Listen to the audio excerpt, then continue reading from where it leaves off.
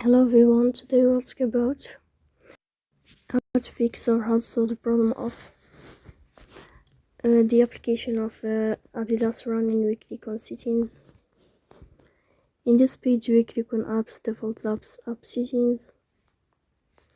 In this list we click on Adidas running. Here in this page of app info we click on first stop and we click OK.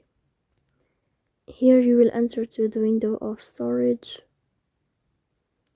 Then we click on clear cache, but pay attention, don't click clear data because that can delete your account.